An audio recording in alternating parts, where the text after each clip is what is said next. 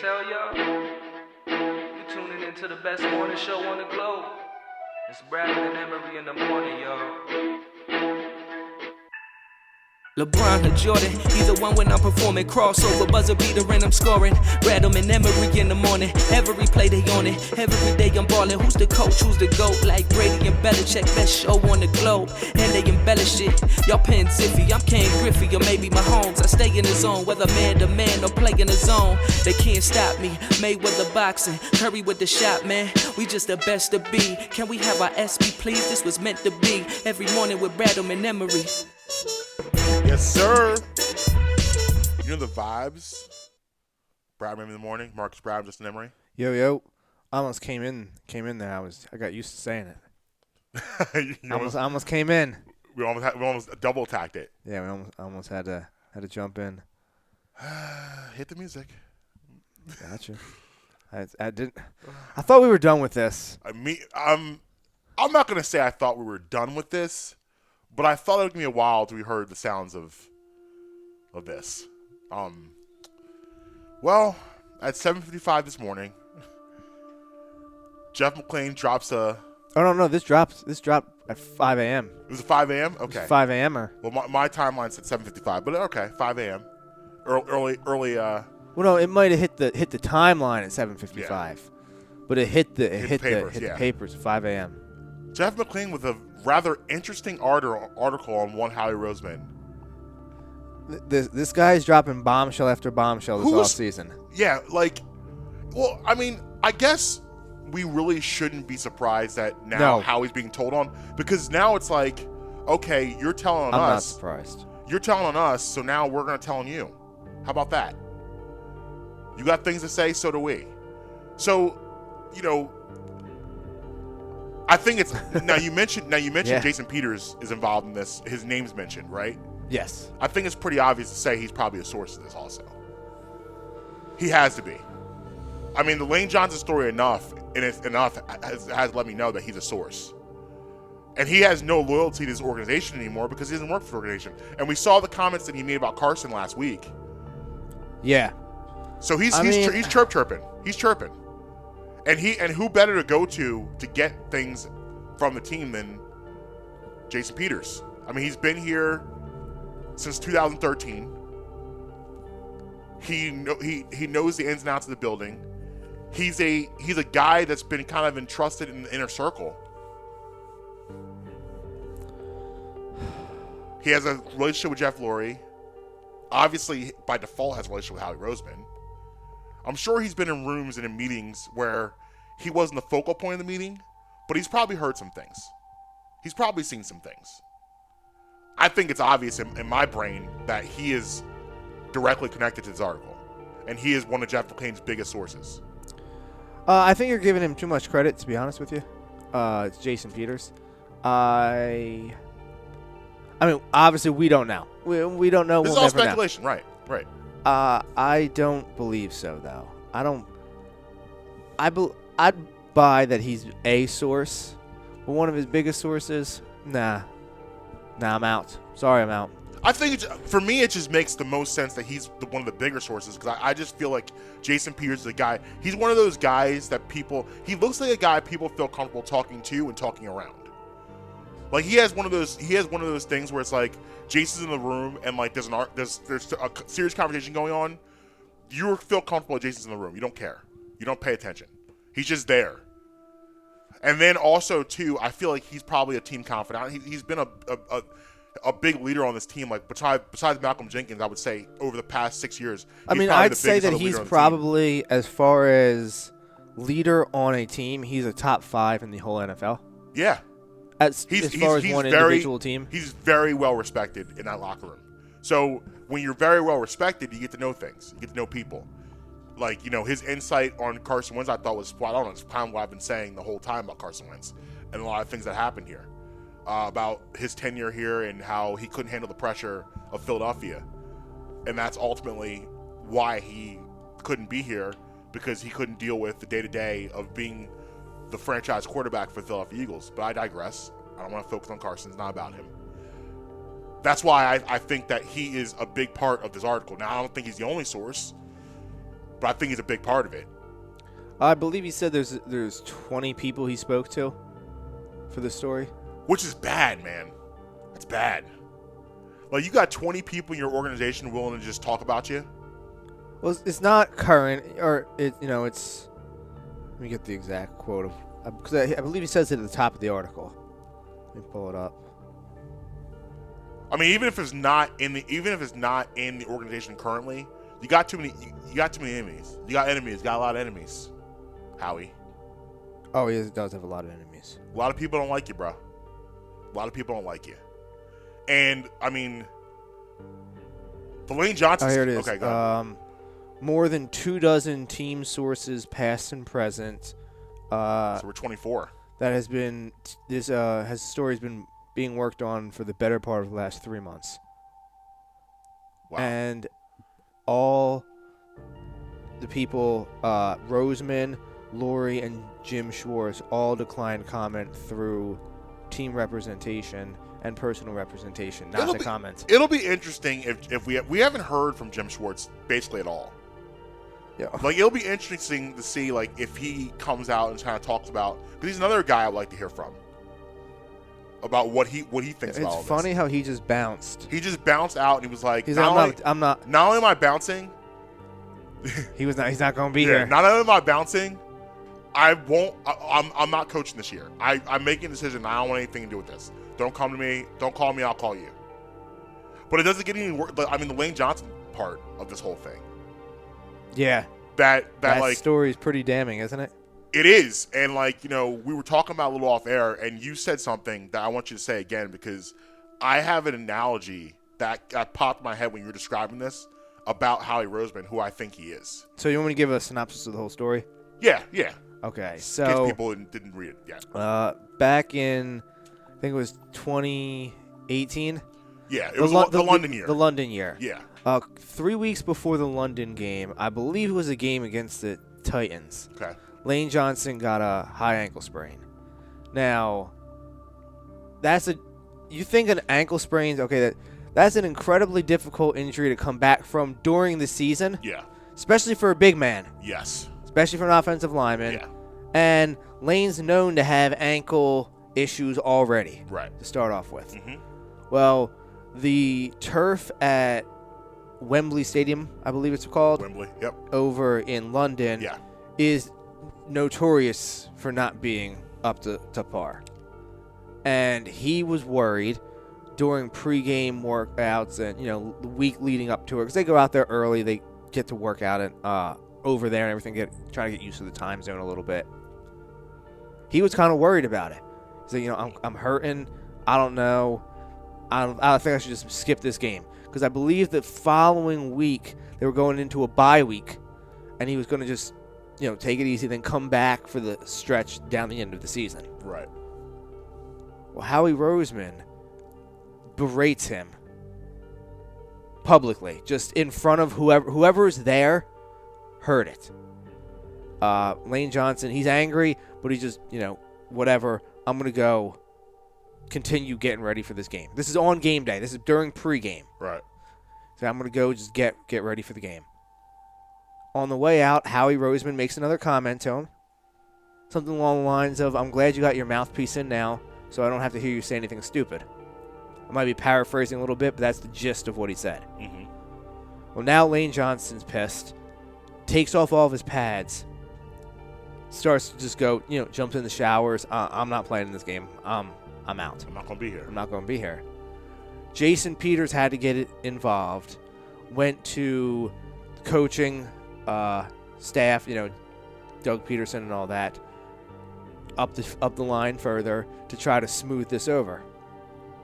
Lane Johnson plays in the game, the 7th game of the season. The 7th play of the game. Torn MCL. I believe he re-aggravated his ankle as well and had to have surgery. Now, he only missed, I believe, 2 games for that? 1 game maybe? He came back real quick. Right. But every year what happens now? Lane Johnson's out with some kind of ankle injury for 2, 3, 4 weeks. Right. Now, I'm not speculating that that's a direct cause, but you can't rule it out. No, you can't. Just like you can't definitely say that Durant got injured for playing, but I mean, you could do the math. Yeah. Yeah, I mean. So the problem with Howie Roseman is that, and this is, I'm sure, what you're referring to, is that because he hangs out in the locker room, he feels like he's one of the guys. But, and I believe the quote in the article is, but if he found out what the players really thought of him, he'd be horrified. Yeah, and this is where I want to go with my analogy. Literally, the person just popped in my head. He reminds me of a less successful Jerry Krause. Jerry Krause, it was a general manager. A lot of you got to know him from Chicago Bulls, the Last Dance documentary. Oh, okay.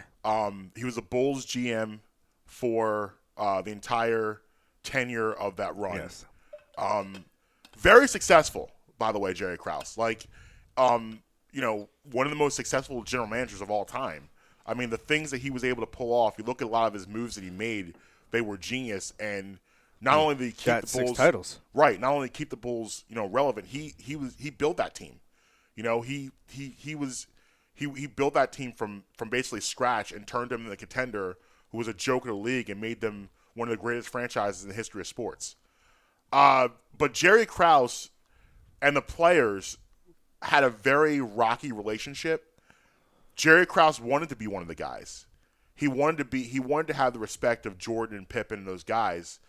And but those guys did not respect him. Like it got to the point where later down the line when the infamous 98 season happens, when he basically tells Phil Jackson, I don't care if you go 82-0, you're not coming back here. And, it gets really dicey. And then the whole thing over Scottie Pippen's contract. Scottie Pippen's taking shots at him towards the end. But, during the beginning stages of the run, you see the videos of Jerry celebrating with the guys and dancing and woohoo and whoop it up. And, he's one of those people like Howie Roseman who probably wasn't very popular in school, probably got picked on, blah, blah, blah. You know how that goes. And now that he's trying to buy his way into coolness. He's concerned more about coolness than results.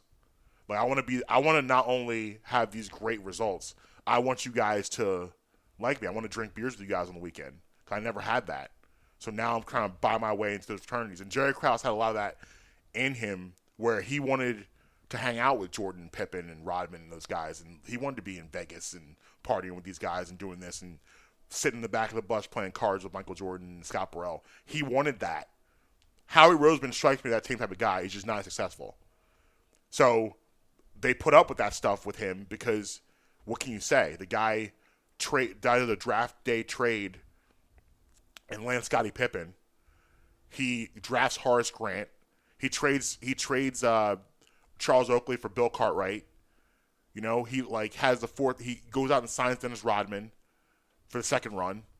The role players he surrounded. The Steve Kerrs, the John Paxsons, even the Bill Wellingtons, Will Purdue's, all guys like that were in the organization. He's doing his job, but he can't help himself. He wants to be one of the guys, and that's what immediately popped in my head when you were telling me the story, is that's who I see Howie Roseman as. He wants to be in the clique. He wants to be in the mix. I'm sure originally when he was talking to Lane and saying whatever he was saying, he might not have even been trying to be he's trying to razz him probably a little bit. Because he probably thought he had that kind of relationship with them.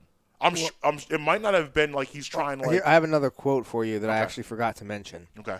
And this was during the game. Like I said, I'm pretty sure it was the Titans he got hurt in. Yeah. But he still finished the game. Played Lane Johnson, it's legendary what he plays through. Yeah, everybody knows that. Absolutely. So Stone Cold Lane Johnson. Yeah, so he actually gave up 2 sacks in the game. Extremely un-Lane Johnson-like. Right. You obviously can see on the game tape. Right. He's hobbled. But the second sack is against a rookie. And he forces a fumble. Carson fumbles the ball. Blah, blah, everything. Eagles go on to lose the game. Right. Howie Roseman after the game goes, "Man, can't believe you let a rookie beat you." I mean, like I said, I just forgot to mention that. go back to what I just said. This again, it just seems like he's trying to like bust his balls, so to speak, and like try to like have some fun with them. But you don't have the type of relationship to be talking to Lane Johnson like that, because Lane Johnson doesn't respect you. You think he does, he doesn't. Like maybe that Jason Kelce speech really went through this man's head. Like where Jason Kelce does the goes through everything, and he mentioned how Howie Roseman in the broom closet and all stuff like that. And I think again, the analogy of Jerry Krause, Howie Roseman starts to become successful. He's a big reason why the architect behind the Super Bowl year.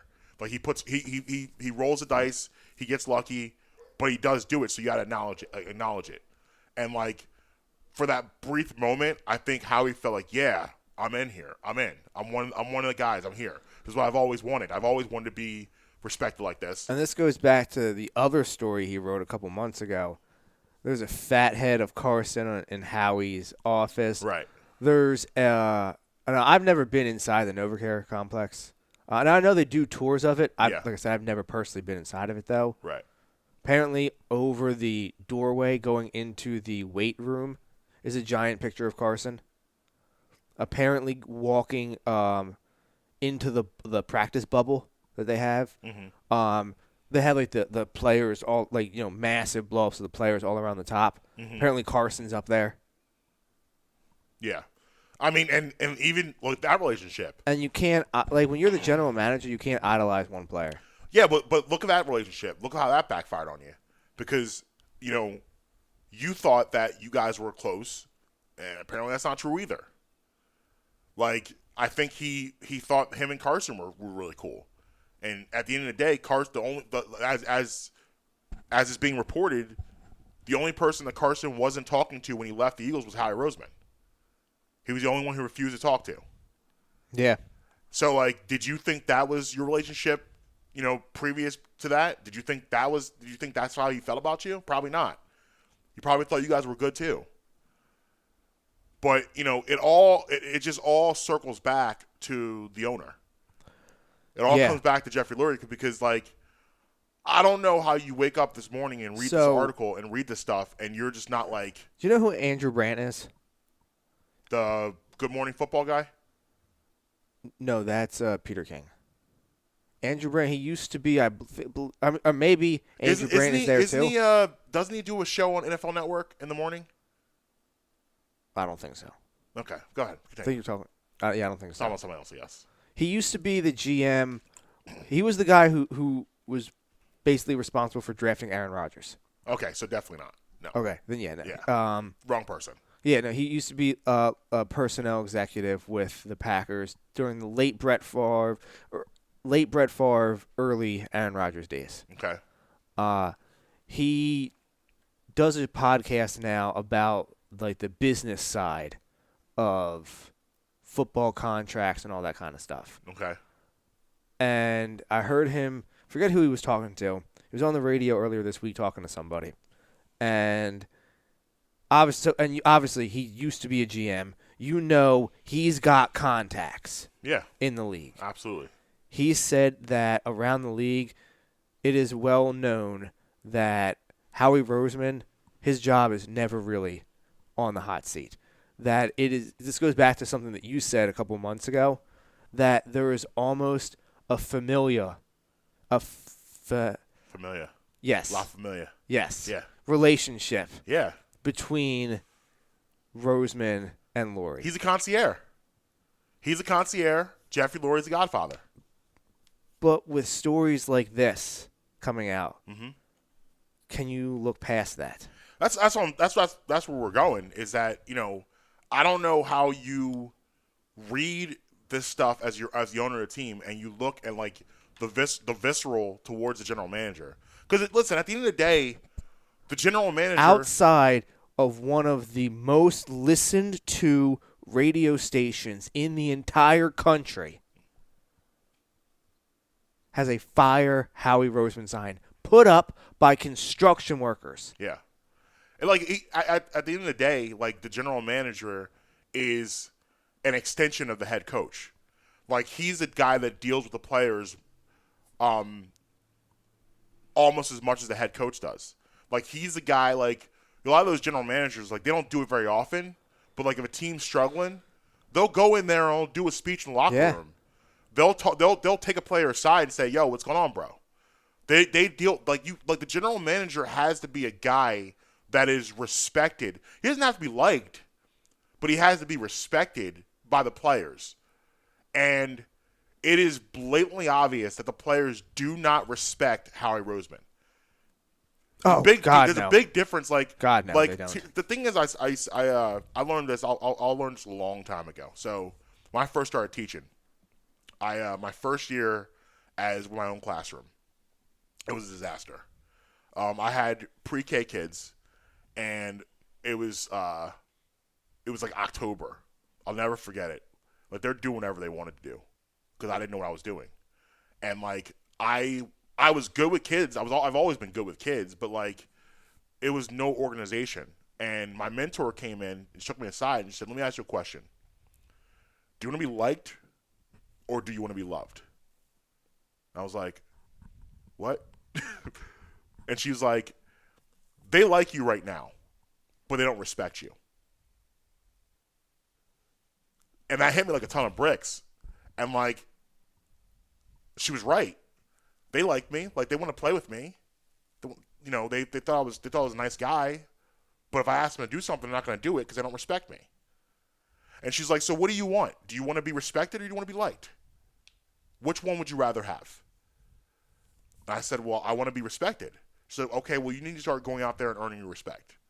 And earning respect requires making difficult decisions and not worrying about being liked.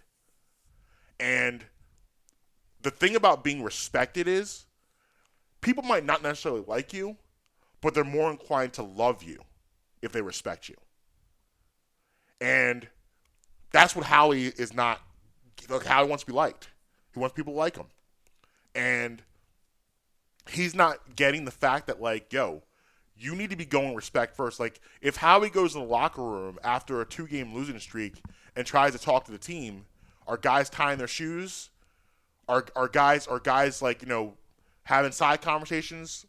Are guys looking in the locker, looking at their phones, see what's going on social media? Or do you have every eyeball in the locker room?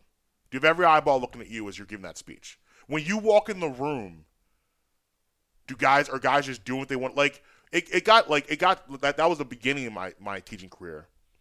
It got to the point where at the end of that year, when I walked into the room, my kids were quiet and were looking at me, waiting for direction. That's the difference of being liked and being respected. What do you demand when you come into a room? What do people see when you walk in? Like, Howie Roseman, like, as a general manager, when he walks into the locker room, everything and everyone should stop. Like, do you remember what it was like when, like, your principal walked into the room in the high school, like, walked in the classroom? Like, no, it was a clown. Nobody listened to him. Okay, well, there you go. So, I don't remember when he walked in because he was irrelevant. It shouldn't be that way, though. Like, okay, so go back to elementary school because usually people are more afraid of authority figures. Then when your principal walked into the elementary school classroom, you stopped and you looked to see, whoa, Mr. Kallenbach's in here. What's going on? To put it into perspective, how much of a clown my high school principal was, he would walk into the room and teachers didn't even. And honestly, by high school, you're kind of like in that anti-authority stage. So you're not really as, willing to, like, care. Like, so, but, like, if you go back to, like, elementary school or maybe junior high or middle school, you're much more inclined to fall in line with authority. So when a person like that walks into a room, you're like, whoa, what's going on? What's about to happen here? Like, so that's where Howie's missing everything here. And, like, if you're Jeffrey Lurie,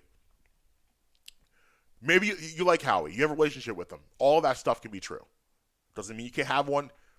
If you fire him, like, do you think that Jason Garrett and Jerry Jones don't get together for dinner still? Do you think that they don't have some kind of relationship? Like, Jason Garrett is basically Jerry Jones' son. Like, he took him in that way. Do you think that they don't still communicate and still have a good relationship? But you got to do what's best for your organization. And right now, if you're going to sit here and tell me Howie's best for your organization, I got to question you and question what is going on with you. I think I was talking to Alan this morning. I sent him the article, and he texted me back. Howie's never going to get fired. And I jokingly said to him, now, 90% of everything I say, even if I mean it seriously, is still said in jest. But I said to him, I may need to become a Raiders fan. Well, look, for instance, today is Trey Lance's pro day. I North know. Dakota State, right? I Who? No, said, I don't want to talk about that. We have to, because this it all falls in here. Who sent the Eagles staff? Why is the offense coordinator out there? And the why is the quarterback coach out there? Why? What are you doing? What are you doing in North Dakota? What are you doing out in North Dakota State for Trey Lance's pro day when Jeff specifically said, "Listen, you want me to? I don't want any foolishness this year." Jeff came in the locker room and he said, "Rumpus time is over." You ever see Step Brothers? No. Oh, come on, bro. The thing is, I don't think Will Ferrell's funny. All right, I'm not gonna get in. I'm not going down a rabbit hole. Stop it. He's not funny. We're not doing this. Like, I've never laughed at a Will Ferrell joke ever. I don't know what to say to that, but we're gonna keep moving. No, I want to keep moving. He may be the reason why Anchorman's overrated. Okay. All right, so let's move on. Yeah. Well, why are they there? You're not drafting Trey Lance. Well, you want to hear about Trey Lance's scouting report? Sure. Big body, prototypical NFL, body. Mm-hmm. Big arm, Mm-hmm. can throw all over the place. Stacked a lot of numbers in a subpar conference. Who does this sound like? And he's extremely religious. Yeah, him and Wentz are friends. Yeah, they're friends. They're really good friends. Why? What are we doing here? what are we doing here? How do we It's like I feel like we talk about. It was the anniversary of DeAndre Jordan's junk on Brandon Knight, the couple days ago. Like that's how do we get here? What am I doing up here? What's Brandon Knight doing? What is he doing? Like that's when I saw that. When the first time I ever saw that clip, the first thing I said is, "Why was he up there?" Like, you know how in the movies, like when you see something and then it'll pause and you hear the narrator be like, "And this is when he realized he made a mistake." Right. It's like Chris. I think it's Chris Paul that throws it. Yeah. As Chris Paul is getting ready. Yeah. And Brandon Knight's just caught because he goes up before DeAndre. Yeah. Jordan goes up as Brandon Knight's in the air. So really, I bet you're wondering how. I bet you're wondering how I got here. Yeah. Yeah. It's a pause of him. That's and he was when he was on the ground. He didn't want to get up. He was trying to bury. I think he tried to dig a hole to crawl underneath. He didn't want. He had his hands over his head. He was hoping that he was playing for the Toon Squad, so he could just be out. It looked like a grown man dumping on a sixth grader. That's what it looked like. It was abusive. He bounced off his body as if I've never seen before. It was like he wasn't there. Yeah, it was disgusting. Anyway, but how did we get here? What are we doing here? What are you doing out there? No man's land. Why are you there? What? We just went. Trey Lance won't even be he's going to be there at 6, but you're not taking him at 6. If they. Marcus. You're not doing that. What if they take him at 6? But no, I didn't ask that. I don't know. What if they take him at 6? I hate it here. I'm saying it right. If they take him at 6, I'm boycotting the show. You're out. I need. You're gonna need a break. I'll need a break. I'm going on vacation. I'm gonna throw up if they take him at 6. I want to. I want to throw up as well. I'm not gonna know what to that'll do. be a Thursday night, won't it? It'll be a Thursday night. Yeah, that Friday is going to be a rough show if they. Yeah, but I read that this morning. I was like, huh? Why? What are you doing at his pro day? And you're bringing basically most of your resources over there? Here's what happens. If they do, we're going to do a show every single day across the street from the NovaCare complex. Right there on the sidewalk. With a megaphone. Every day we're going to do a show there until we get some answers. We're supposed to take a break at least 10 minutes ago, so we're going to take a break now. When we come back, we wrap this up. Have we wrapped this up or do you have anything else to add on this? No, I didn't even want to get into it, but now I'm angry. So we can definitely wrap it up. Okay, so we're going to move on. And when we come back, it is the 1-year anniversary of my pandemic. Yes, it is. And so we're gonna talk a little pandemic talk on the other side. I also gotta let you know about a purchase I made the other day. I like it, and the New York Knicks. Well, actually, the arena being disrespectful of Patrick Ewing. I heard about that. We need to talk about this. They're the worst. Brown in the morning, Marques, Brown, Justin, Emery, be right back. Hi, I'd like to talk to you guys today about my friends at Uncle Mike's Homemade Ice Cream. USA Today selected Uncle Mike's Homemade Ice Cream as the best ice cream parlor in Pennsylvania. Uncle Mike's is a family-owned and dedicated to the production of premium quality and gourmet ice cream and sorbet, made fresh daily on the premises using the highest quality ingredients available. Uncle Mike's features over 30 unique delicious flavors offered in scoops, sundaes, shakes, and special order ice cream cakes and pies. Uncle Mike's Homemade Ice Cream is located at 537 York Road in Warminster and is open all year round.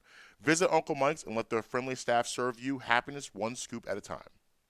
Hey everybody, I want to tell you about Beef Jerky Outlet. 110 Lincoln Highway in Langhorne, right at the corner of Business Route 1 and Oxford Valley Road. Check them out online at beefjerkyoutlet.com/Langhorne.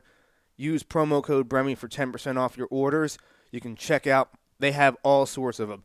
Everything you could think of beef jerky, they have. They have a ton of other stuff too. Spices, barbecue sauces, peanuts, all different kind of things. My personal favorite, the honey barbecue turkey jerky. Head up there. Sharon and Michael will take great care of you. Again, use promo code BREMI for 10% off your order at beefjerkyoutlet.com/Langhorne. Hi, I'd like to talk to you guys about my friends at Amy's Pizza. Amy has a plethora of pizzas for your munching pleasure, especially pizzas such as Hawaiian, Margarita, and Taco. Taco actually being my personal favorite. And also plenty more. If it's sandwiches you desire, they've got those too. Cheesesteaks, burgers, hoagies, even gyros. Amy's offers pickup and takeout options. Also, they're available on Grubhub. Amy's located at 332 York Road in the heart of Hatboro. You can call them today at 215-957-1000. Again, that's 215-957-1000.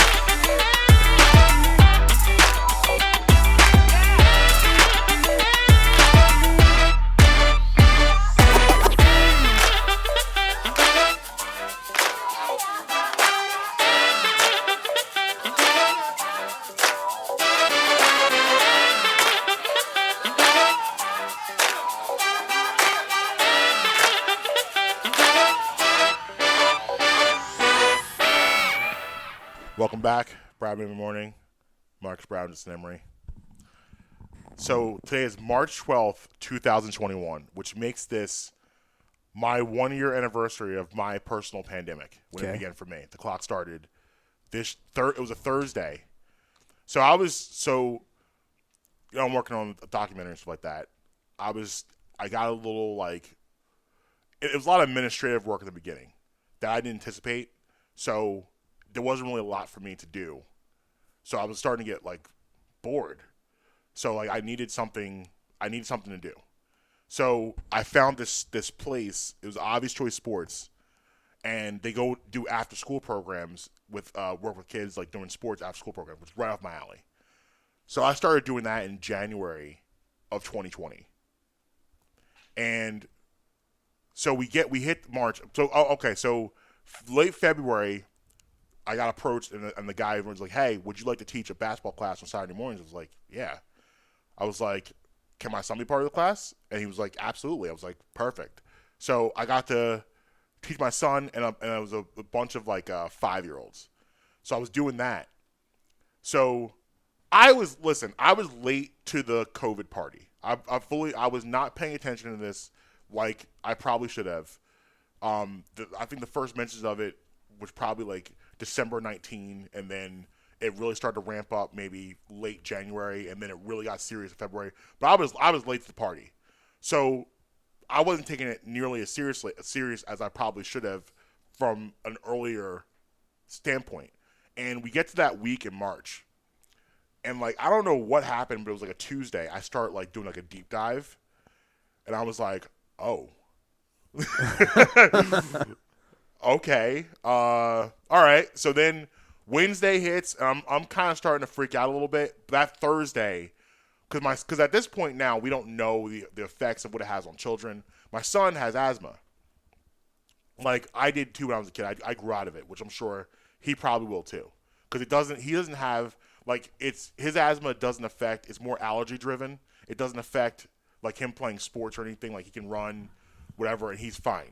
It's just more allergies and that type of stuff. So kind of I was when I was a kid. I was a mess when I was a kid. I was in the hospital in and out, and he was too. The first couple years, first three years of his life, he was in the hospital at least 4 or 5 times. We went to the hospital. He was in the emergency room 3 times in a span of a year when he was 3 over his asthmatic symptoms, similar to myself. So I was thinking about him. I'm like, oh, this is a no-fly zone. We can't do this. So the guy calls me. He's like, hey, what do you think about Saturday? I was like, I'm not thinking about Saturday. So I'm out. This is. I was like, I said the same thing. I was like, I wasn't taking this thing seriously, but I'm done, man. We can't do this anymore. I'm not going to these schools anymore. I'm not going in Saturday. I'm not going to be here. This is. I was like, I would advise you to shut down also. I was like, because we just. I was like, there's too many things we just don't know at this point. And that was my last day of physical labor of any kind. Was that Thursday? I actually went that Thursday to the school, and we talked as I was coming home. And I was like, nah, man, we're done. And he didn't it's so interesting because he wasn't go in and do it, but he wasn't don't do it. He was kind of I mean, if that's how you feel, because interesting, because that's how people were in the beginning. They were kind of all right, well, are you overreacting? But then the following week, everything was shut down. Everything was closed. That's when they started the whole dog and pony show with my daughter. She was in elementary school, so they pulled her. They started the whole 2. I knew when they did that whole 2 weeks. I was like, they're done for the rest of the year. They're not going back. But I knew they were trying to not have people freak out and say, all right, we're closed. Because this is March. So you're telling me you're shutting down for the rest of the school year. So I know for a fact they were because they did that for a couple times. They did 2, it was closed for 2 weeks. Then the 2 weeks would hit. Oh, we're another 2 weeks. Then they did that up until, I think, the end of April. And that's when they found all right, we're done for the year. It went on for a month of just emails like that. But I did think of one positive of this whole situation is that there will be no more calling into work and encourage people to come in sick. Oh yeah, absolutely you're not. Hey, welcome to Home Depot. Hey, Pat, what's going on? I have a little bit of a sore throat. Just stay home. We'll see you in 2 weeks. Like, there'll be no more of trying to fuck. Because I was one, like, when I taught, there were plenty of times I had, like, a cold, like that. I would go to work. Like, I don't, but like, you can't play that anymore. When you're sick, stay home. Like, anything now goes. Where, like, a lot of they're like, are you sure you can't come in? Give us, like, a couple hours? No. We don't want to see you for a couple days. Yeah. Stay home. Which is how it always should be. Like, you should, like, if I'm sick, you shouldn't want me anywhere near you. Like, you were playing with your life in 2017 doing that. But now, it's not happening. So my last day of labor was March 14th. It was a Saturday. Okay. I was ESPN. So I was in Vegas during the pandemic, and it was just starting to get nice. It was just starting to get, like, those 65, 70-degree days. Yeah. I was like, yeah, man, got Vegas summer coming up. It's going to be a good time to make it happen. Well, I think I told the story before, but I'll tell the CVS story. I've said that. I've told the CVS story before, right? I don't recall. So this is back during the NFL season. That because everything's shut down in March. So backtrack to, say, I don't know, December, week 14, 15, 16, somewhere in that range. Okay, yeah, I do remember this. I remember this. Okay, 2019. Yeah. I'm at CVS, and they had a deal with William Hill that you could just make deposits into your betting account at CVS. Gotta love Vegas. So, yeah. So I lived like a solid 20, 25-minute ride from the Strip. So to go across the street to CVS, yeah, it's perfect. Let's make this happen. Yeah. Well, I go in, and there's a couple people in front of me in line, and the woman right at the counter is screaming at the worker. Now, she is clearly not American, the customer, screaming at her, demanding why she can't buy more than 6 boxes of masks. She's like, I want these masks. And the worker's like, we don't have any more. Like, it's not that I'm not selling you more. We just don't have it. We just don't have any more. And this woman is irate, just freaking out. Obviously pays for the 6 boxes and leaves. Right. I'm just like, and at the time, I'm like, what is this about? It's 8:30 in the morning, man. What the hell is your problem right now? It's 8:30 in the morning on a Sunday. Fast forward to now, what did she know? Right. What did she know? I mean, I wish I was looking up. I've told that story before, and somebody was like, that's like the premonition, like the opening scene to a movie. Yeah, I mean, it really is. And a lot of aspects of this felt like a movie. But yeah, no, mine was the 14th. It was Saturday. Now, luckily, the event they had me doing was outdoors. It was actually a pretty cool event, dude. It was an RV festival. So it was like a place where you can go show off the different kind of RVs you can get. Some of these things are mind-blowing, by the way. That's a whole different topic that we can dive into some other time. But you would be mind-blown at the kind of RVs that are available. So I just scrolled back to a good friend of mine in text messages. January 30th is the first time I think I even heard about the coronavirus for me. Let me go. Hear me out. So, I want you to pull up the January 27th, 2020 LA Times front page. January 27th. Okay. While you're doing that, I will give you my pandemic shutdown story. So, I'm sitting there. I don't have kids, so as far as the school stuff was going, I lived under a rock during that whole thing because it didn't affect me whatsoever what the school was doing, whether the kids were in person or virtual. Yeah. So it didn't affect me.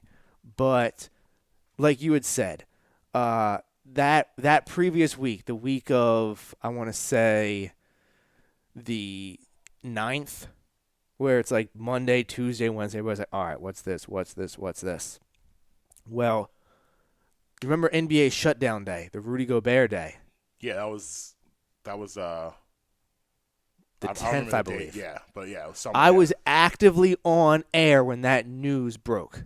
Wow. I had Dan Lust, the sports attorney, on air. We were discussing the Kobe Bryant, Vanessa Bryant lawsuit with the helicopter company, and boom, all of a sudden the news breaks.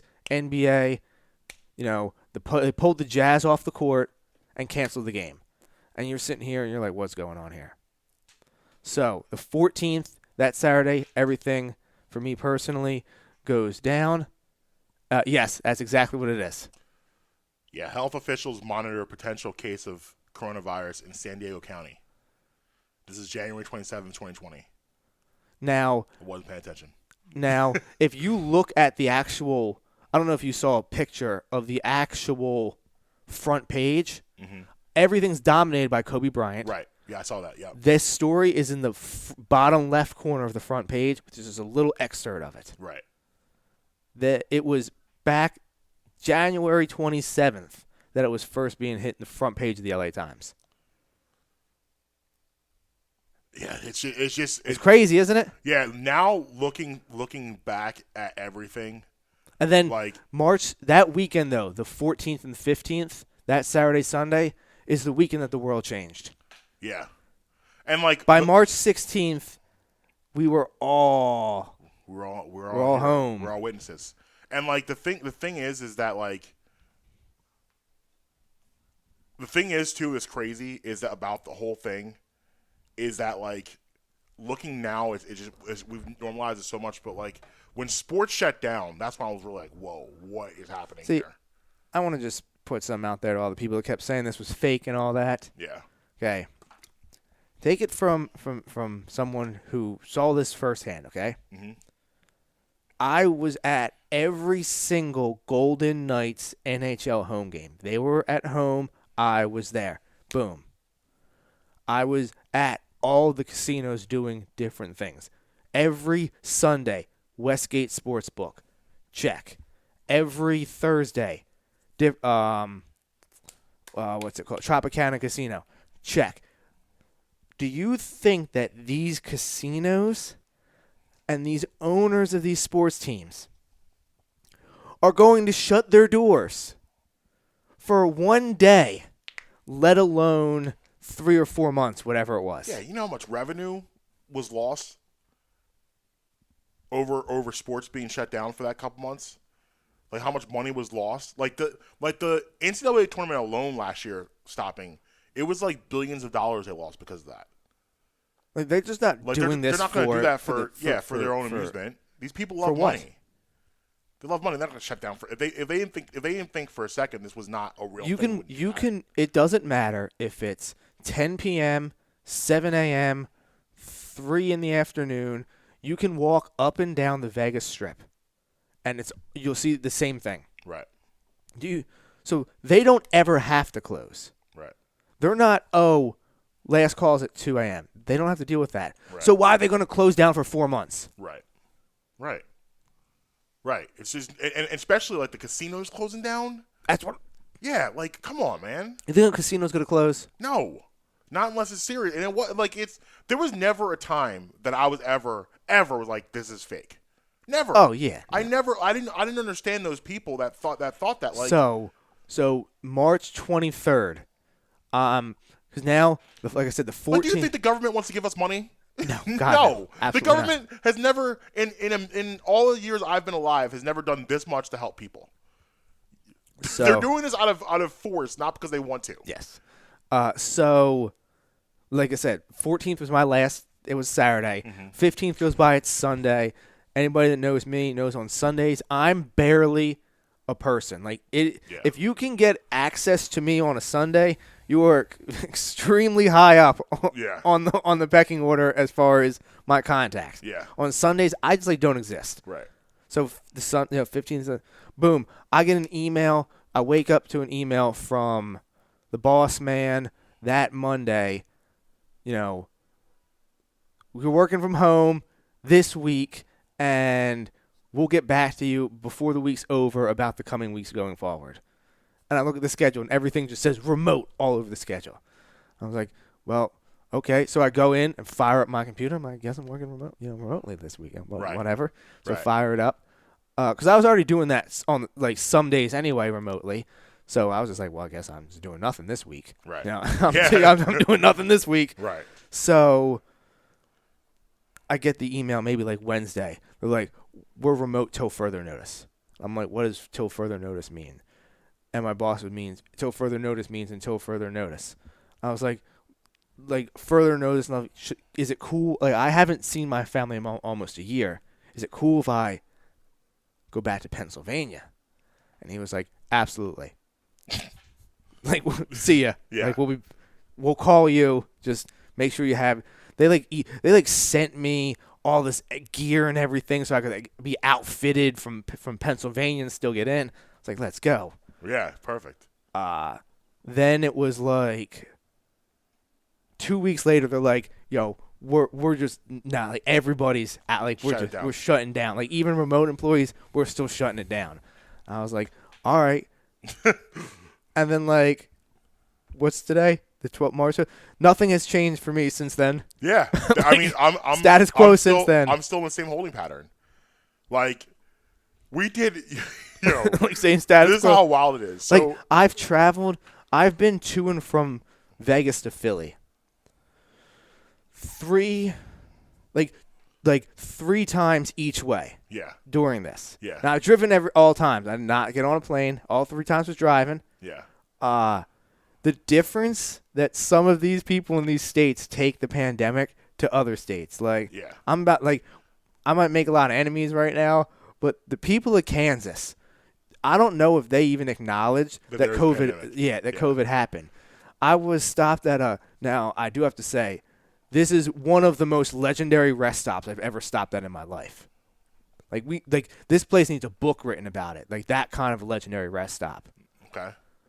Yeah, man, I think I was the only person with a mask on there. Might have been the only person. And we're talking this was in October. That's terrifying. Yeah, I might have been the only person. That's absolutely terrifying. I mean, if you go to Texas right now, you know, pandemic's over if you. Yeah, right. Yeah, they decided, and spring break's coming up, so that's gonna be a mess. Oh yeah. But so College Station's about to be lit. yeah, Austin, Texas, is about to go off. So in May, the guy who I work with, obviously, he calls me up. He's like, "Yo, what are you doing?" Absolutely nothing. Nothing. Nothing at all. Holding pattern. Sitting and staring. And he goes, "Yo, I heard you do like radio, right?" I was like, Yeah, I do radio. He's like, "What do you think about doing like a podcast for like Obvious Choice? Like it's like 15, 20 minutes, like a little show, like just for like the kids, like it's a little sports show for the kids." I was like, okay. He's like, "Yeah, we're gonna pay you a full time." I was only part time then. So we're gonna pay you a full time salary to do this podcast. I was like, what world am I living in? Exactly. Like, what is happening? It's like, so you're gonna pay me a full time salary to sit in this chair and do a 20-minute show through Zoom once a week? He goes, "Yeah, because that's when the government money came in. Right. So he had to pay people to do things. Yeah, he had to. So I was still technically on the payroll. I was like, well, why don't we do this? I'm like, okay. I'm like, all right, let's do it. Let's do this. I was like, but I was just sitting there thinking, I'm like, what is going on? Like we got so bored here that like I would make like things that were normal fun. But I would like for during the pandemic, Janessa and I got in this thing where like we were like, yo, we're gonna go to the Acme in Dolestown. She's like, yeah, we're going to the Acme in Dolestown. It's a longer ride. Yeah. So we go down there and like we would just like buy things we would never usually buy just because like to make something fun that wasn't normally fun. Yeah. So it was early to mid May. Yeah. I get the call. Yo, we might be opening back up. Like, all right, gotta go back to Vegas. Yeah. So I head back to Vegas. I actually moved to a new apartment. When I got there, got a different place. Nice, Okay. Same complex, just moved to a different place. Yeah. While I was there, I was like, let's go. Post-pandemic, Marcus, I kid you not. Dude, I kid you not. It was like I had like Monday off. Mm-hmm. Because like the way that it was set up is that they would compensate. Like if you had to work weekends, they'd compensate you by giving you days off during the week. Yeah. So that you would only work 5 days. But obviously, there's people on the radio 24 hours a day, 7 days a week. Right. But you'd only work 5 days. Well, that Monday I had off. That Tuesday I was supposed to go in. I wake up Tuesday saying that we're shutting back down again. Monday, someone on the sales team tested positive. No. So I was like, all right, well, I guess I'm back on, like, permanent vacation, I guess. Yeah. So now it's summertime in Vegas. Right. Well, it doesn't ever rain. So every day for me this past summer was like 120 degrees and pool day. Right. Boom, every day. Yeah.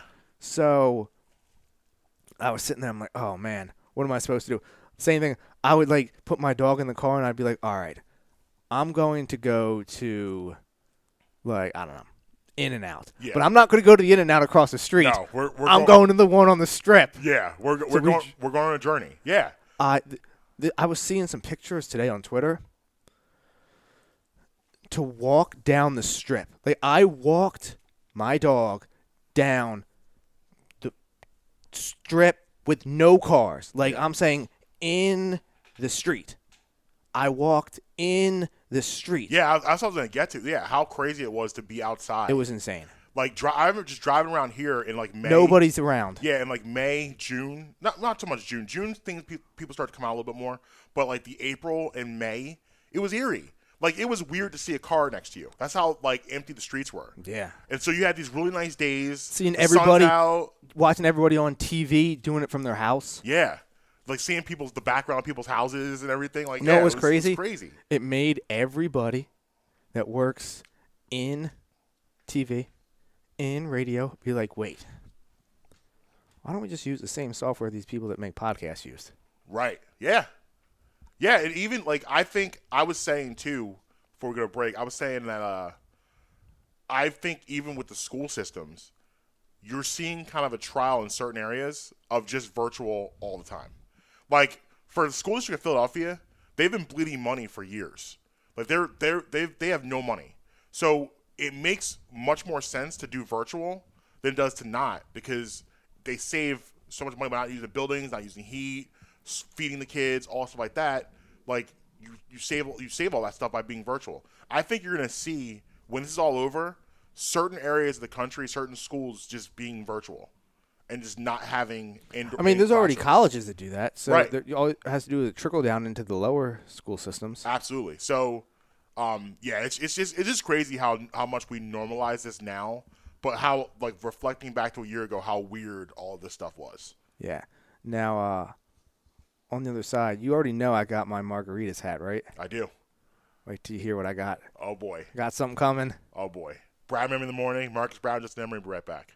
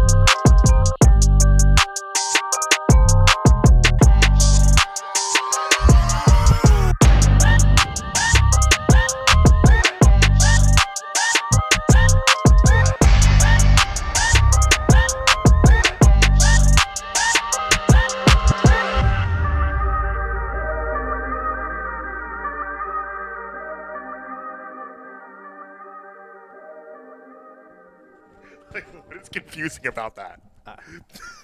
I have been making Like, a conscious. I've been making a conscious decision to avoid them my entire life. Like you honestly believe there's a chance that the whitest people Oh, on the planet I'm shocked. are not racist. I'm And shocked. do not want a brown or dark baby in their family. Like, that's confusing to you. Like, do you not know your history of the relationship between Great Britain and America? I mean, it goes back further than that. Well, yeah. I mean, if you really want to dive deep into it, talk about the planned marriages between the different royal families from the European countries, the French, the German, the Anglo-Saxon, the Prussians, all of that. Like, why do we speak English? Like, why are we here speaking this language that's, I don't know where exactly I come from, but I know I probably shouldn't be speaking English. Right. I speak English based on rapes and pillages and things that were done in the previous to get me to speak this English. I don't know. It was just like I said, it was interesting. We're Amber and I are in the middle of watching the interview. We're kind of like, I don't know, like 25, 30 minutes in. We didn't see it live. Because again, I was late to the party when it came to this whole thing anyway. I've never seen it, and I also won't. It's not something that I was paying attention to, and I was Right. like, and then I read the story. I'm like, he looks too much like Carson for me to be comfortable. Like I'm so out on just like Carson. I'm so out on everything Carson that I can't. And if he's involved, I'm out. Right. I'm out. Right. I'm out, man. I'm out. You have PTSD. So, real quick, what New York Knicks? What are you doing? See, this is why no one likes you. Oh yeah. This is why no one likes you. You guys are the absolute worst. The absolute worst. So, for those of you who don't know, Patrick Ewing was in MSG, Madison Square Garden. Big East tournament. And he gets stopped by security guards. Like, could you imagine a world where Allen Iverson walks in the Wells Fargo Center and people and the security guards don't know who he is? Could you, like, listen, it's not like Patrick Ewing is should be at least a legend in New York City. He should be. He should be an absolute legend. He was there for 15 years. One of the most dominant big men in NBA history. Ever. It's not his fault he played in the Jordan era and he couldn't get a ring. It's not his fault. Like, but they went far enough. They had deep runs in the playoffs. The teams were beloved in the 90s. How is it possible that this man is walking through MSG and you don't know? Like, he should have a picture on the wall saying, "Yo, if you see this man, Pat deserves a curtsy." He should be on the side of the building. Like, if we're just being honest, he should be on the side of the building. Like, he is their franchise's Jordan. He is their franchise's Iverson, Barkley, Dr. J. And like, he is that guy. Like, he is, to me, the greatest Knick ever, in my opinion. Like from all aspects of everything. Like, the way he represented the franchise, his play on the court, he is the greatest Knick of all time. The end. The disrespect. Do you have that clip of him talking about this? Oh, I can get it. I sent it to you. Yes. He was upset. And he rightfully so. It's disrespectful. But like now, like, so the Charles Oakley situation, you have that foolishness. Yeah. Or another guy who should be a guy that's Now I understand. Who's the owner again? James Dolan. I understand he hates Charles Oakley. Yes. I don't know. Does he also hate Patrick Ewing? I don't know. Okay. I'm not sure about that. I don't know. I do know he hates Charles Oakley. Yeah, I know there's a lot of, because Oakley's made comments about him in the past when he was right about Dolan and that ownership. But I don't understand. Like, how do you make this mistake? And Patrick Ewing is not, an average looking man. No, what's he, 6'10"? He's 7 feet, I think. 7 feet, yeah. Like, come on, bro. All right, here's the clip. But I do want to say one thing, though. I thought this was my building, and I feel terrible that I'm getting stopped, accosted, asking for passes. Everybody in this building should know who the hell I am. And I'm getting stopped. I can't move around this building. Like, I was like, what the hell? Is this Madison Square Garden? I'm going to have to call Mr. Dolan and say, geez, is my number in the rafters or what? Talk your ish, Patrick. Talk your ish. All right, let's go to Bob. Are you kidding me? Put some respect on that man's name. I agree. Like, I couldn't imagine like Eric Snow could probably move around the Wells Fargo Center. Like, well, hold up. Can he actually move around the Wells Fargo Center? Maybe that was a bad example. He's a big man now. Yeah, That's all I'm saying. He's a big guy. Aaron McKee. There you go. Aaron McKee's moving around the Wells Fargo. He's walking in. Hey, Aaron, how's it going? What are you doing here? Oh, I was chilling if it's going to the locker room. Might as well check. I want to say hi to the guys. All right, go ahead in. Patrick should have those clearances. No question. Yeah. Especially because he was coaching Georgetown that played there. Right. He's the game-winning coach. Right. It's I don't know. It was absurd. But so last night, Sixers. No Ben, no Joe, no problem. No clue what happened. No clue what happened. So I was gonna watch it, and then instead I decided to get into those South Park vaccination special. Oh yeah, I heard about that. I don't know. I fell asleep. I watched till halftime. I woke up and I saw they won by 20.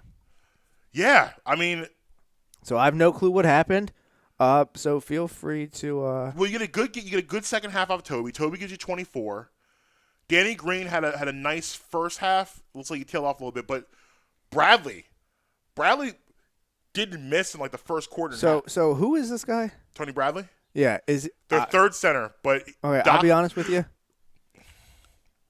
I thought he was the guy that the Phillies just signed. He's not. Who did the Phillies just sign? Didn't they just sign a Bradley? I don't know. Oh, you're talking about Archie Bradley? Yeah, the relief pitcher. Yeah. He signed him. Yeah, a couple months ago. Oh, but he's not the same guy. No, not the same guy. Gotcha. I don't think so, at least. So yeah, so Doc likes to start him when Embiid's out. He thinks he gets a better push. He gets a little more energy. It paid off. He gives you 14 and 5, and then you get 13 on Matisse, which is a nice number for him. Yeah. Usually don't get double digits, so I'll take it. But here's the big one. So the big man, Dwight Howard, gives you 18 and 12. You get 18 and 12 from Dwight. And then, listen, I got to give props is due. I got to do it. I'm hard on this guy a lot. What did he do? You know how I feel. Cork gives us 16. Oh, what did Shake do? Shakles gives you 10. Also, what is but he also had 8 rebounds and a couple assists. What's this news I hear about Shake? What do you mean? He wears number 18, right? Mm-hmm. I kept seeing all over the timeline yesterday. After the it may have been this morning. It said if 18 uses social media bashing as his motivation, it doesn't matter. Whatever makes him have a good game. So I didn't know. Did something come out about him being? I know nothing about that. Oh, okay. I don't follow him on social media, so I don't know. But also, we got from Matisse, we did a great job with Zach LaVine. He held him 19. And in the first half, I was worried about that. I was worried. The first he locked him. He set the. I think Matisse set the pace for this. In the first quarter, he did a great job. Like I don't think LaVine scored in the first, and he was not shooting the ball well. He was frustrating them. He was contesting shots, blocked a couple shots. So I mean, I was worried. That was huge. Nobody doubts as a on-ball defender how good Matisse is. Mm-hmm. I was worried if he was going to be able to stop, or not even really stop, because you're not going to stop a guy like Zach LaVine, but slow him down without having the assistance of Ben and Joe on the court with him. I was questioning it, and it didn't matter. I will say, listen, I mean, I have not changed my stance on Cork Moss at all. I haven't. I won't. No, he sucks. However, I'm seeing things from him that I did not see the past couple years. Like his willingness to try to take someone off the dribble. Like he and his willingness now to try to even shoot off the dribble. Now, listen, there's a lot of things I'm willing to do that I can't. You know what I mean? Like what are we talking about here? But I mean, I don't know, man. Like, I stand by what I've always said about him. But listen, last night he helped them win the game. He helped them win the game last night. So I'm going to run something by you. I'm very, very intrigued to see what they're going to do tonight off of back-to-back. Now you got the Wizards. Yes. Now you're playing better. Now you do. I believe Embiid's back for this game.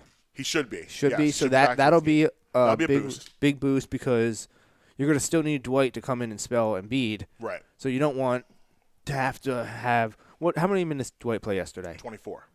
Yeah, you don't want him to have to do that again. No, you want him in that 15 to 20 pocket. There. You don't want him to do that.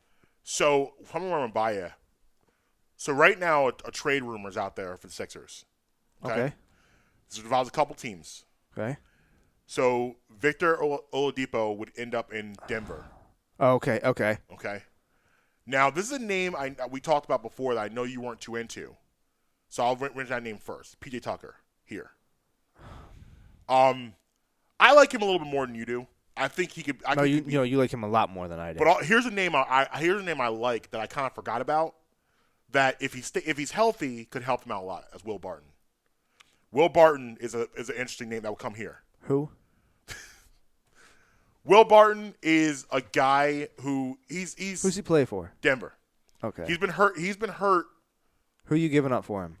So it would be picks. It would be picks and okay. Yeah, I'll give up picks. Don't matter. I'll give up whatever picks. Yeah. So you bring Barton. Can the dude hit Tucker can the dude hit a three? Yes. All right. Yeah, I'll give up picks for threes. And he plays D. I don't even care about athletic. that. As long as he hit threes. He's athletic, and he was a big part of the beginning resurgence. But now he's expendable because they have Michael Porter Jr. out there, who I love Michael Porter Jr. Yeah, I'm a big fan of him. So that's why Will Barton now is expendable, is Michael Porter Jr. has kind of taken his spot. And then you have who else? You have Jamal Murray out there, and you have a bunch of guys that they don't need. Will Barton could be expendable for what they need, especially if you bring in Oladipo on top of that too to the Nuggets. So if Barton can stay healthy, he would be a nice. Because I look at the Sixers right now. I don't think they need another star to go to the finals. I don't think they need another star. What they do need is their bench improved drastically. Yeah. Their starters are fine. Yeah, because like the starters' record now, I know they've lost a couple games, but they haven't lost more than 5 altogether. And when you have Embiid, Simmons, Harris, and I guess Curry and Ben Simmons, Harris, Curry, Green. I don't want to give Green any credit. So, and now you might really when you have Simmons, Embiid, and Harris, all three of them, and the team's healthy, I like their chance against anybody. I tell you what. We're now getting to the point with Matisse Thybulle where we have to start asking how soon he'll be in the starting lineup. Over Green. Today. Because you get 13 out of him last night, which is a nice number. Now he's not going to get 13 in the lineup. Can we start a GoFundMe to buy out Danny Green? I like Danny Green. I don't care. I like Danny Green as a piece right now because listen, say what you want, the guy has won. You know what I like him to be a piece of a trade. I like having winners around. Winners around to me is important. But forget Danny Green for a second. But Thybulle, because here's the deal. I think when I'm looking at the Nets as a potential matchup. I want as many elite defenders on the court as I can have at one time. And bringing Thybulle into that starting lineup gives you one more elite defender to help out. So you got Ben elite, Joe elite, Thybulle elite, Seth Curry above average, Tobias Harris above average. So you're going to have Ben Durant. Yeah, he's getting the Kevin Durant assignment.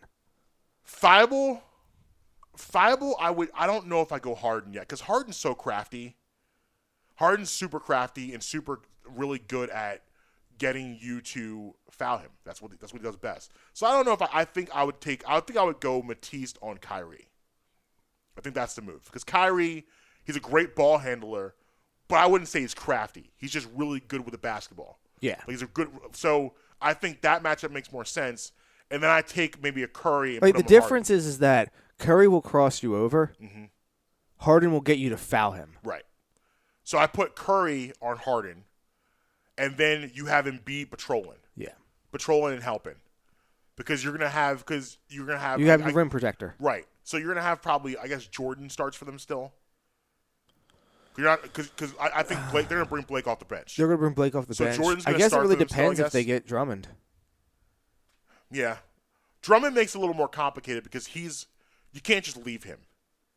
But you can't just go with Jordan. You can just go. Yeah. You can leave him and just whatever. You can go help and gamble and all that stuff. You can't do that with Drummond too much.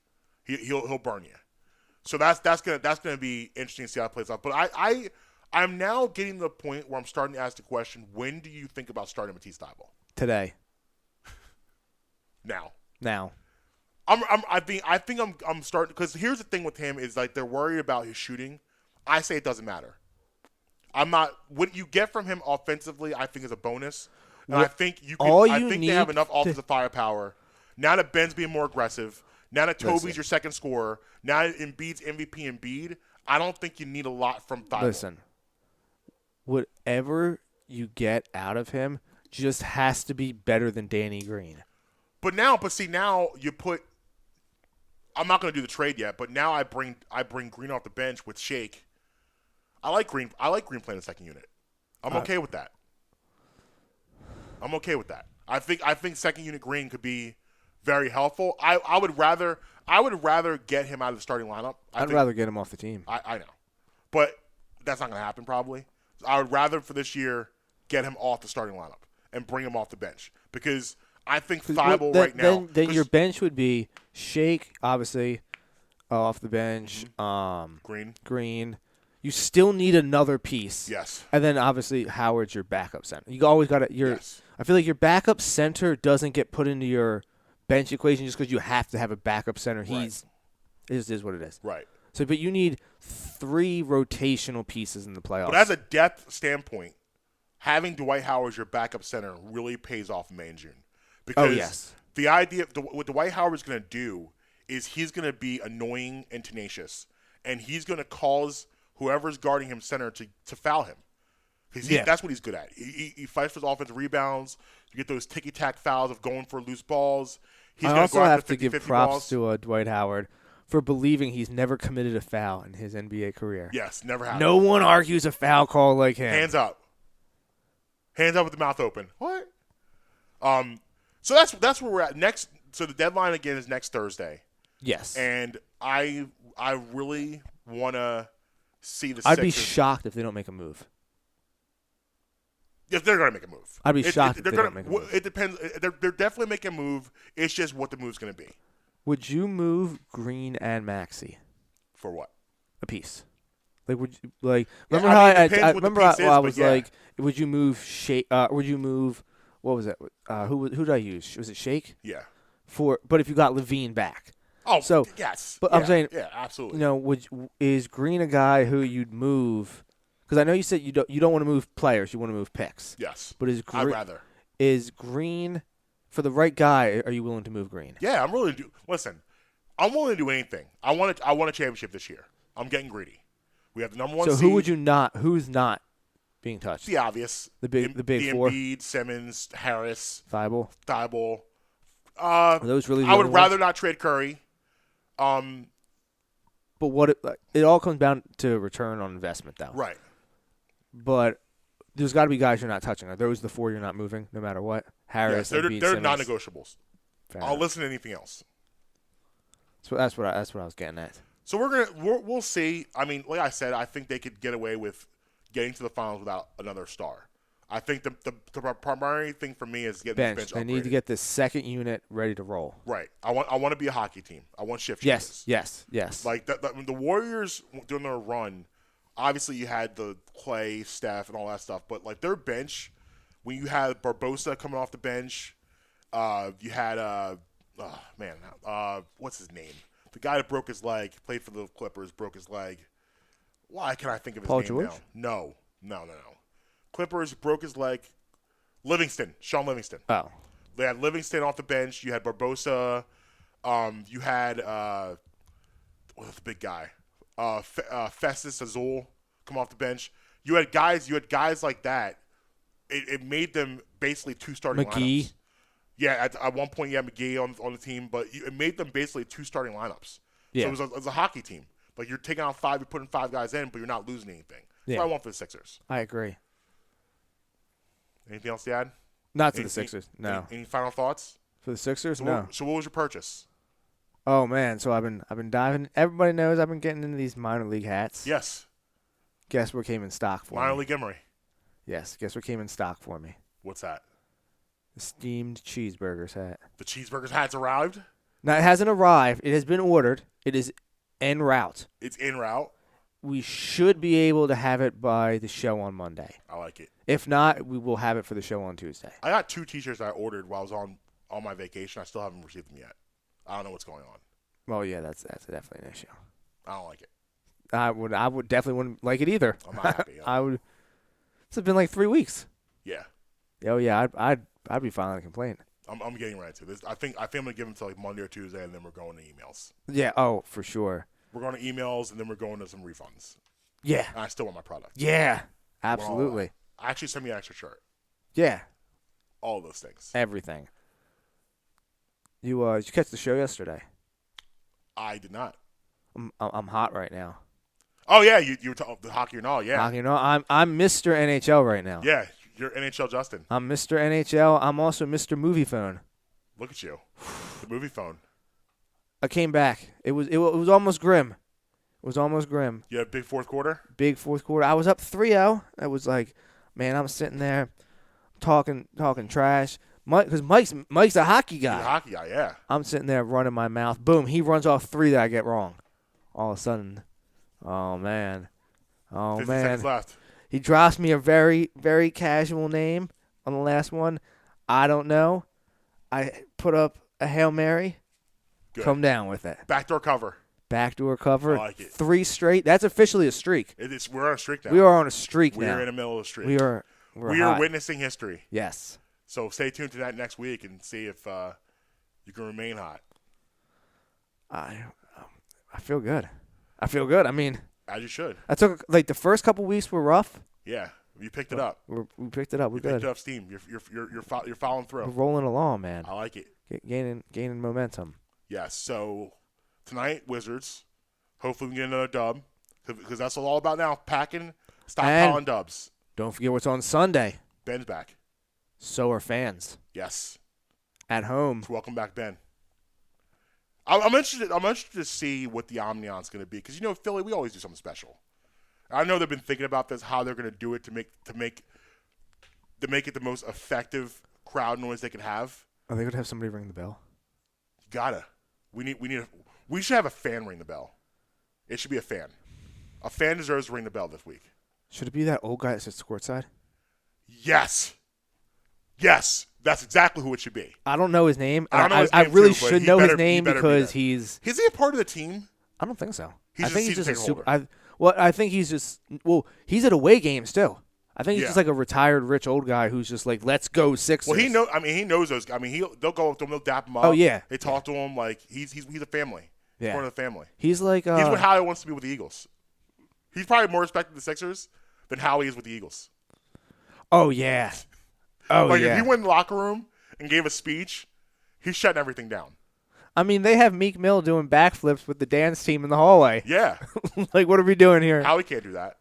No. He's not allowed. No. Could you?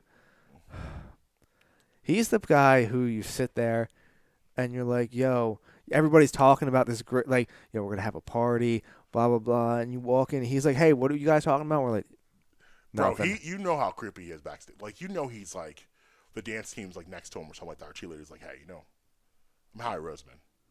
And like, cool, bro. Okay. Like, I go, cheer. He's a creep. I had a buddy of mine that he does delivery. He does deliveries and stuff. Mm-hmm. Well, he's delivered things to Howie Roseman's house. Okay. He's not an Eagles fan. But he's like he called me. He's like, yeah. He's like, I dropped off at somebody. He works for the Eagles. Rossman or something. And I'm like, Roseman? He goes, yeah. He's like, weird little short skinny guy.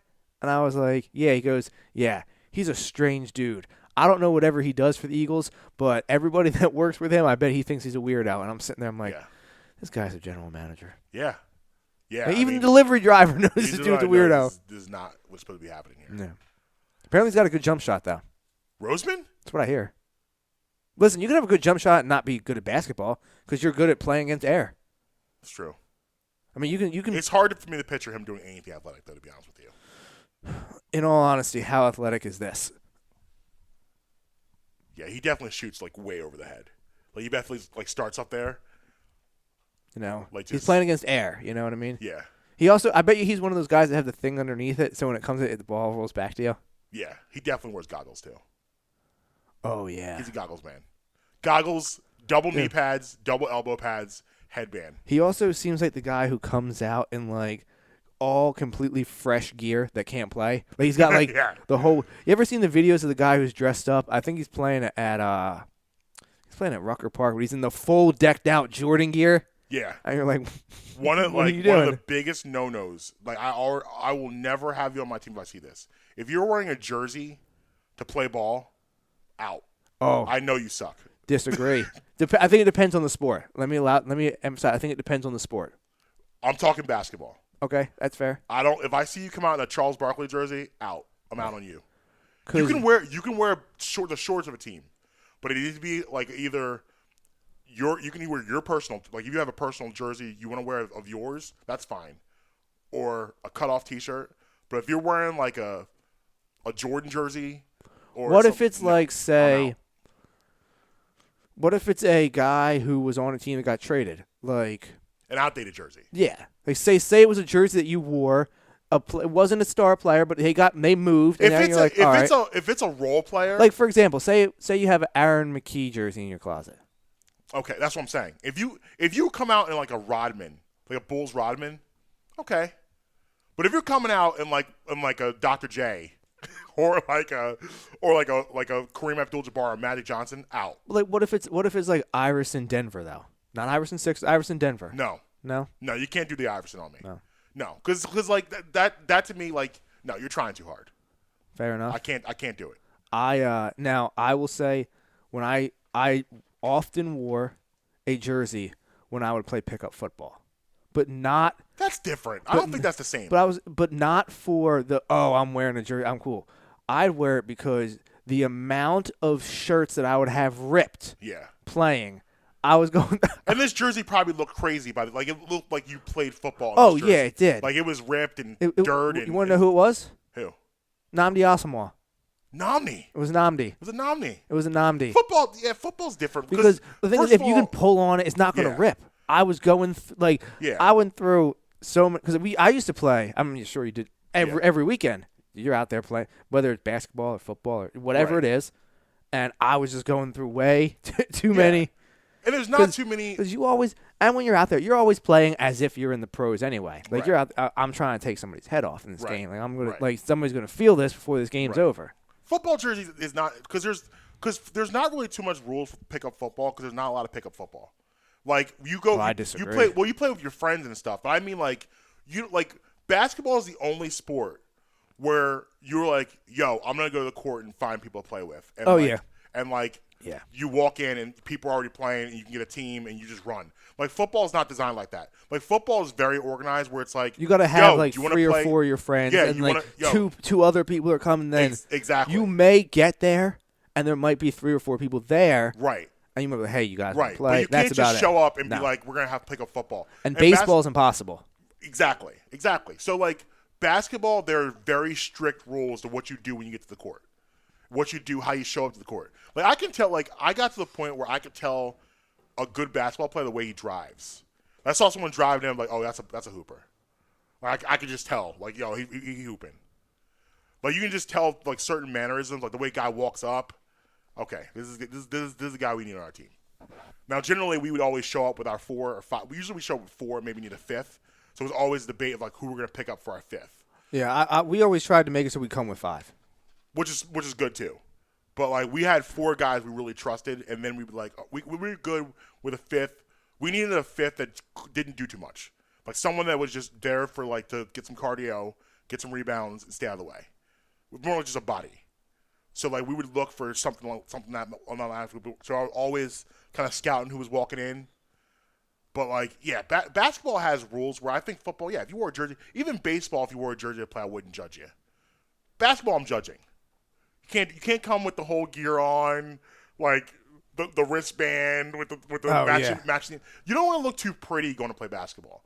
Like when I went and played, here's what it is: if you're gonna come in wearing that, you need to drop 20 real quick. Yeah, Yeah, like my shorts. Because if you can light it up, that's a different. It's a different conversation. You can wear whatever you want. The nicest part of my gear was my shorts. They were usually nice, like either a team short or like a Nike or a Jordan short. But usually the shirts I wore, it was a cutoff from a team I played on some point in my life. It was Like, usually a that's usually what it combination was. of just an undershirt Yeah, or just no shirt. I couldn't do the shirtless.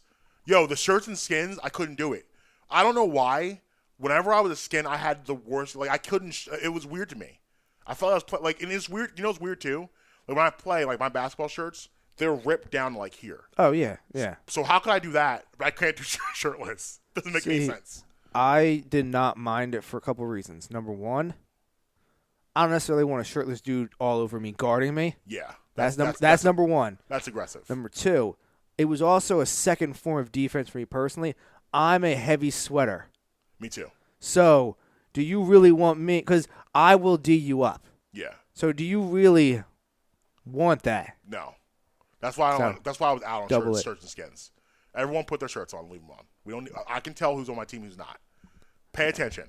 You know, this isn't an 85 gym class. You know, everyone keep their shirts on and relax. Yeah, and I'm fine. I'm fine either way. Like even people were like, "Hey, when you shirt?" No, I don't. Everyone keep their shirts on and calm down. Yeah, it don't matter to me. I don't want to touch anybody. But you can get a rash that way. Like someone rub against your face, all sweaty. That could happen. It happened to a friend of mine. No, that's unfortunate. He got a nasty rash on his elbow playing shirts and skins. Oh, You don't want that. no, I don't. But anyway, yeah, I don't really have much else. I don't. We're gonna go ahead and get out of here. Steamed cheeseburgers, hook me up. Do it. Hey. Wear my shirts. I want them. Yeah. Where are your shirts? At Marques be tweeting everywhere. At Justin Emery Show. Catch me on Twitter. Brad Emery Pod everywhere. Until next time, you can be with us. No, hold up. Yeah. Merch store. Yeah, BradAndEmeryShow.com, merch store. Buy that merch. 10% off your beef jerky outlet experience with Bremy. promo code Bremy. BREMMY. Yes, sir. We will have a new flavor taste on Monday. Oh, I'm excited. Brad Emery Pod everywhere. Until next time, you can be with us. You can be against us, but you're never going to stop us. Late.